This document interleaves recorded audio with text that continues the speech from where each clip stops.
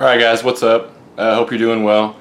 I just got home from one of my local gun shops here in town, and I think I picked up my last purchase as far as gun purchases of 2016, and I just wanted to kind of give a first impressions of it.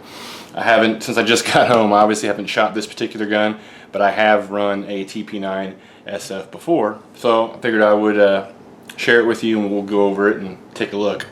So as you can see here, this is the TP9SF. This is the one in Desert Tan, I believe they call it.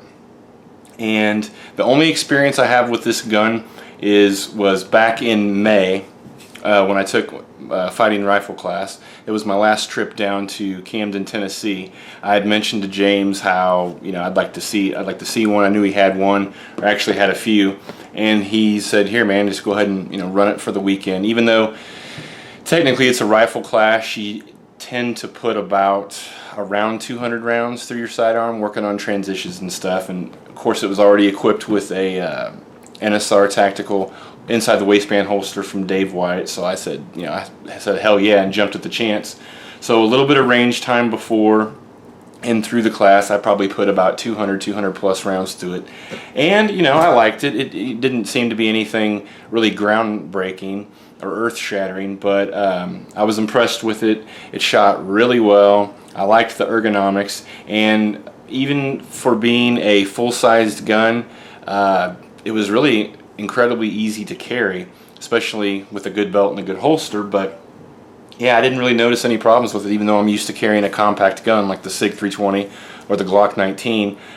So I got down there on a Friday. I left Camden, Tennessee on a Monday. So through the 2 days of class, as well as the day before and the day after, for 4 days, I carried this gun, and yeah, I was happy with it. I didn't notice any issues. But okay, so aside from that, like I said before, it shot really well, real good on recoil, didn't seem too big, was extremely accurate, and definitely reliable, because we were rolling around in the Tennessee mud and clay, and the gun in the holster, got pretty messed up. But yeah, anyway, I was impressed. Even though I don't think this gun does anything especially different or exceptional, I still was impressed. So anyway, I decided that I wanted to get myself a full-sized gun, since all my pistols anyway, are either compact or a subcompact.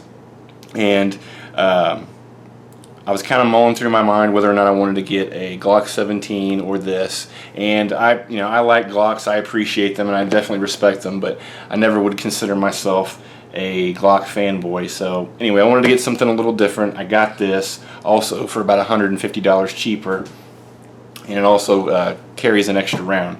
So initially, right off the bat, I definitely dig the looks of this pistol, even though we're not supposed to publicly admit that that's part of the reason or part of the equation why we end up buying guns. But to be truthful, I think looks have a lot to do with it.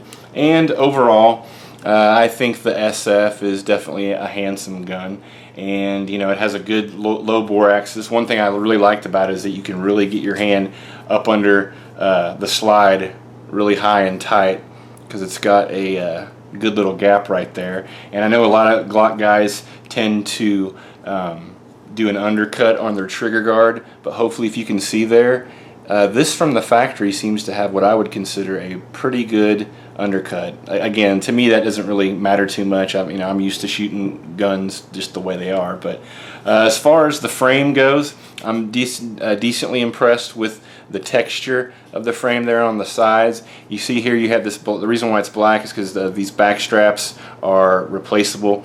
And as far as the front, has pretty good job of, I guess you'd call it, pebbling or stippling. And mag release seems to be right in the perfect spot. It's just big enough to get easily, but not too big to, I don't think, inadvertently release your mag. The mags definitely pop out of there pretty good. And speaking of the mags, it comes with 2 of them, and these are made by Metgar, and they are 18 round mags. So to me, that's a pretty impressive amount of firepower. If you're carrying this gun, 19 rounds of Corbon DPX, that's somewhat of a formidable package. What else? The slide serrations are pretty aggressive. They definitely tend to bite into your hand pretty well. It's a very smooth gun. I guess we can't talk about the TP9SF or any of the other Caniks without mentioning how great of a trigger they have. You got a little bit of take up here like a typical striker. Might be considered a little squishy. And then you hit your wall and it breaks pretty easy. As far as reset goes, pretty short, pretty audible, pretty tactile. So yeah, I'd consider it a way above average trigger for a striker fired pistol. Yeah, so that's that. Let's see what else. You can see how one other thing I like about it is how your slide lock, it seems to be very unobtrusive. It's not sticking out real far. It's not too big, not too fat. Really slim and low profile. What else? I guess we'll talk about the sights. Let's see. I don't know if I can get it in frame here, but I always have trouble doing this. I don't know why.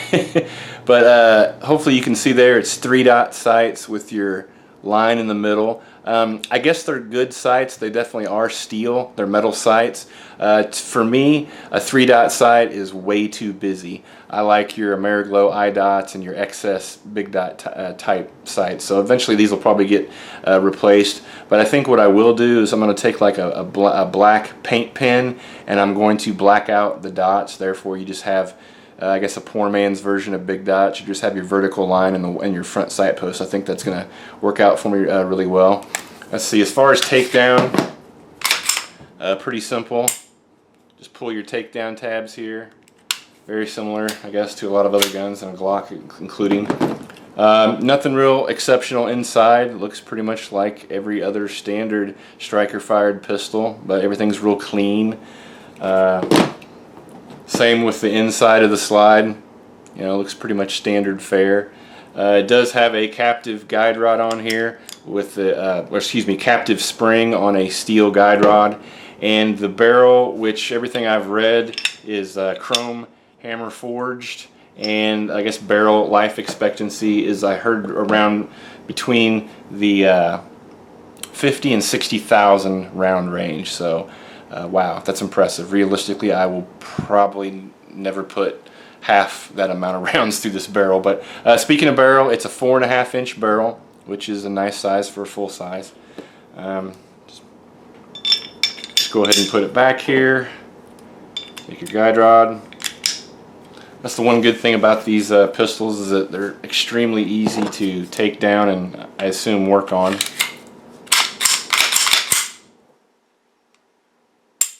But yeah, so I guess that's pretty much it as far as the pistol. It does come with a decent amount of stuff, which I'll show you in the case. As you can see here, I hate Serpa. I'll let you know right off the bat, I hate Serpa style holsters and I hate paddle holsters. But having said that, at least it does come with something for you to carry it out on the range or out in the field with. So I guess I'm going to have to get a hold of Christian Green or Dave at NSR Tactical and Christian Green's with Green Force Tactical and have them I have to order a inside the waistband holster from them. But yeah, there's your paddle. Again, I mean, it's better than nothing. I wouldn't say throw it away, but it's what I'm going to have to use until I get something better, at least while I'm on the range. I won't be able to carry this gun, and I won't carry this gun until I probably replace the sights and at the very least get a holster. So it comes with that paddle holster. I guess for those that it's important to, the case seems to be pretty decent quality, but to me it doesn't matter. It just gets thrown in the safe. It comes with your pretty lengthy and nice glossy pictures for a what do you call it? Instruction manual, owner's manual. Comes with your brush, comes with your cleaning rod. Comes with a second, I believe I mentioned it earlier, a second back strap here. This is a little bit larger size. I'll probably keep the back strap that comes on the gun because it seems good enough for me. It doesn't have too much of I guess a humpback profile on it. Oh yeah, speaking of this, let me jump back to the actual gun and not what's in the case. One thing that I will say about this gun that I noticed even more, that I liked more compared to Glock 17 or my old full-size M&P 9 that I owned. As large as this pistol is, and I guess it does weigh about 1 or 2 more ounces more than a Glock 17, The one thing I really like about it, it has a super slim design, and you can really, and I've got relatively large hands, you can really wrap your your palms and your fingers around it. That's just one thing I know. It's like definitely the complete opposite of my SIG 320 that I love so much. The SIG is just fat and blocky, and that's fine. There's nothing wrong with that. But I can and do really appreciate how much you can really get a really good grip on this. So yes, it is bigger. Yes, it's slightly heavier than a 17, but it has a pretty slim profile, at least compared to the guns that I'm used to shooting. All right, so anyway, so yeah, comes with your second Metgar 18 round magazine, and I believe these are coated, I can't remember what they're coated in, but stuff to, I guess, resist corrosion and help with aiding with inserting the mag, make it a little bit more, I guess, a higher lubricity. It comes with a little tiny tool punch to take out your, so you can exchange the back straps. And I guess last but not least, it does come with these, I guess, these little mag loaders that most of us don't use. I will say this, it definitely seems to be a lot thicker and heavier duty, more heavy duty of a mag loader than what typically comes with, like, say, a Glock pistol. But yeah, so I guess that's pretty much it as far as the contents of the case. So I guess that's that. Like I said, I'm going to try to get out and run a few hundred rounds through this pistol this weekend, hopefully Saturday, and if I do, I'll bring my camera along. It's supposed to rain, so I may not get to film anything, but I'm extremely anxious to take this pig out and shoot it. I'm extremely happy that I got one, especially before before November. And from what little experience I have with these Canik TP9s, the FS in particular, I'm extremely impressed, especially for the price. These are going around $350 to $375. I think I paid $380 out the door, counting tax and everything. And I know a lot of people like to say, oh, it's a really good gun for the price. Well, I don't necessarily buy into that. Either something is good and high quality, or it's not good and it doesn't have high quality. So to me, the price is a moot point. The only reason why I bring it up is because this would definitely probably be a gun that I would recommend for someone that's on a budget, or or hell, even if you're not on a budget. I think it's a good high quality gun. It just happens to be nice, and like frosting on top, that it's about $150 cheaper than, I guess, a Glock 17, which is what a lot of people are probably going to compare this to, or a full-size M&P 9. So that's my first impressions. Hopefully we'll get out and get a chance to go run this thing, and yeah, so my expectations are pretty high for this Canik. So y'all be good and take it easy.